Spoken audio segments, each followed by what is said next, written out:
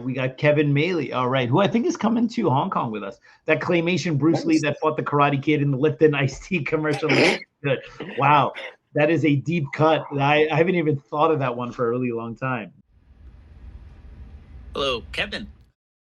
On my recent tour of Hong Kong, there was a little magazine stand near my hotel that I passed every day, and before I left, I bought one of their new comic books. It took quite a bit of research to find out what it's called, and in the process, I learned a lot about Hong Kong comic history. So this comic is titled Chinese Hero, Tales of the Blood Sword. It is a reprint publication put out every week on Thursday, and that's when I bought this, on August 24th, 2023, for 25 Hong Kong dollars, which is $3.44 in the United States. Chinese Hero, Tales of the Blood Sword was created by Ma Wingxing in 1980 and ran till 1995. The series brought Ma Wingxing from rags to riches, and he became the most popular manhwa artist in Hong Kong at the time. The artwork and drawing style in the series is responsible for the modern characteristics in manhwa, which includes high levels of detail, a realistic style, clear-cut action scenes, skillful use of color, and an engrossing plot. And it was heavily inspired by Japanese manga artist Ryuichi Ikegama.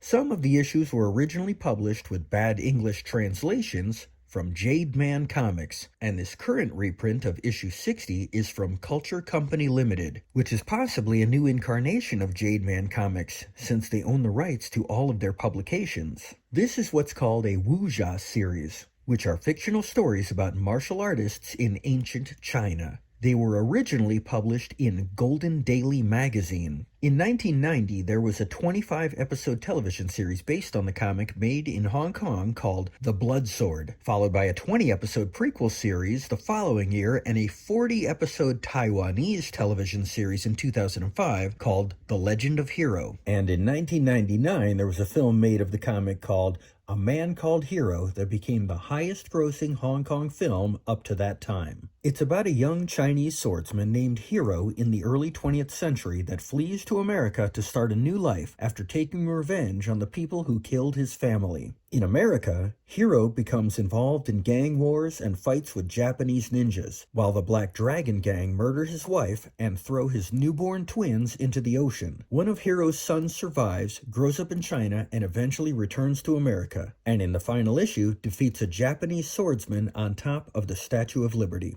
The islands of Hong Kong are different from mainland China. For a century, Hong Kong was a British colony, and nearby Macau, which I also visited, was a Portuguese colony. And even though they were both handed back to China in 1999, they retained their own culture and history. Unlike the Mandarin language they speak in China, the language of Hong Kong is Cantonese, and Cantonese language comics started in the Hong Kong newspapers based on their own particular pop culture. A popular comic strip of the 1940s called Kitty Chung was made into a movie in 1950 starring a 6-year-old Bruce Lee. Incidentally, it's believed that Bruce never set foot in mainland China. In the way that Japanese language comics are called manga, Chinese language comics are called manhwa. Manhwa styles were initially influenced by American cartoon designs like Disney and Warner Brothers, and took the form of 5 by 7-inch comic books in the 1960s as the most popular form of children's entertainment. That is until television was introduced to Hong Kong in 1967 and spread through the 1970s. It was at this time, following the popularity of Bruce Lee,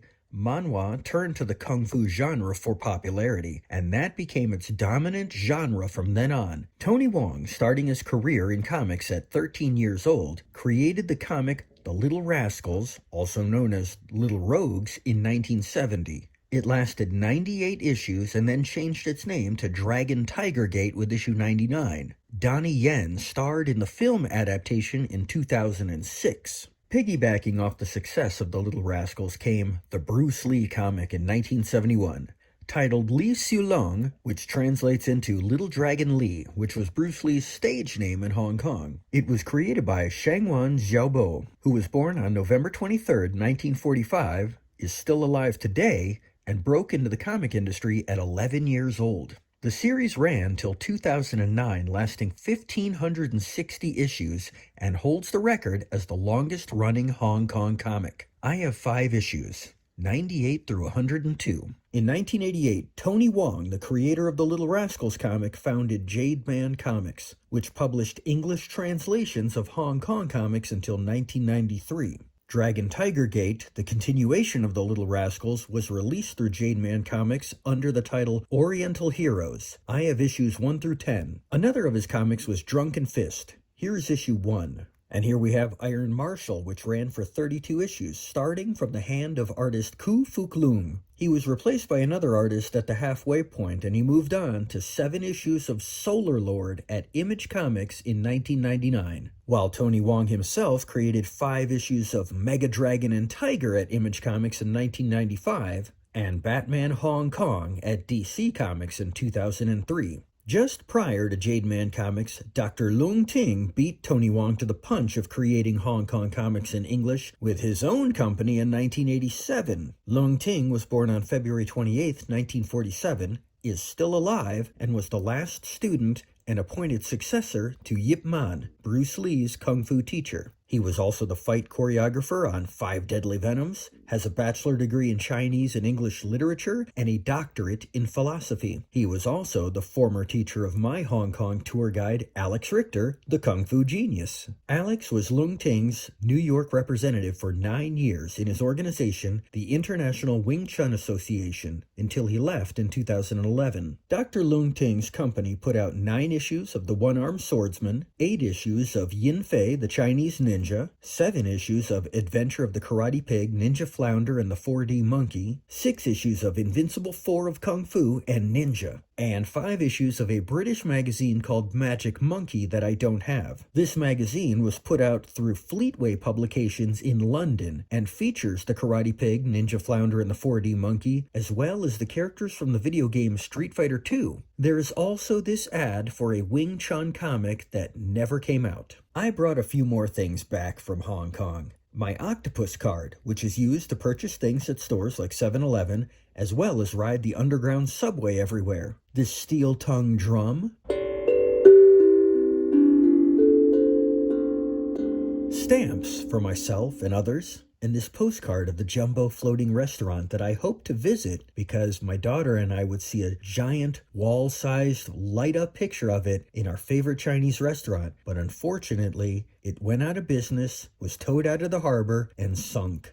And a collection of Bay Logan's books, whose office, the Marshall Club, which is filled with his collection of comic books, is in a building called the Marvel Plaza. When I brought this up to him, he said, "I look like a superhero." While I was on the tour, a few of the guys kept referring to Jackie Chan's autobiography, which I thought they were talking about this book that I read in the 90s. But they were actually referring to this new book. So I ordered it on Amazon, and it was waiting for me when I came back to America. And before I left for my trip, Alex, the Kung Fu Genius, had interviewed author John Little about his upcoming Bruce Lee book, Wrath of the Dragon, and that too was waiting for me when I came home. One of the guys on the trip, a guy named Andrew, who is Alex's video editor for the Kung Fu Genius podcast on YouTube, took this photo of me kicking in front of the Bruce Lee statue at the Hong Kong Heritage Museum, and I had it printed on metal. After I got back to America, I found out that the building used as the exterior of Han's mansion, where he held the martial arts tournament in Enter the Dragon, was possibly visible somewhere in the distance from one of the sites that I had visited on the day I stayed in Hong Kong after the tour ended. So I searched through all of my footage,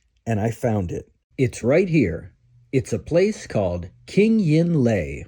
Having learned how to use chopsticks in Hong Kong, I bought a set of 10 fiberglass pears off Amazon to continue practicing now that I'm at home. I also bought this climber to keep up with the strenuous of climbing those never-ending steps all over the islands. I think this is one of the guys who's coming on our Hong Kong trip. In the last episode of the Kung Fu Genius that aired before our trip, Alex read my question about Bruce Lee's Green Hornet nunchucks that had just sold at auction. I asked if they were the first nunchucks ever shown to an American audience, and if they were his first pair. While they probably were the first shown to an American audience, according to this issue of Inside Kung Fu, which also features news about Dr. Lung Ting, they were not Bruce Lee's first pair of nunchucks. Speaking of podcasts, I discovered one created by Artificial Intelligence and hosted by Will Sasso from Mad TV and his friend Chad Kulchin, right before I left for my trip. And every evening in my hotel, I would listen to its episodes while editing the video footage I took that day on my tour. By the time my trip was done, I had marathoned all 70 episodes and left them a comment on YouTube. When I was in the airport on my way back to America, they aired the 71st episode and read my comment on the air. My return to Florida was delayed by a day due to a hurricane that was in the area.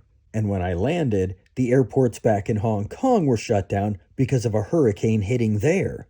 Talk about timing. It was the time of my life.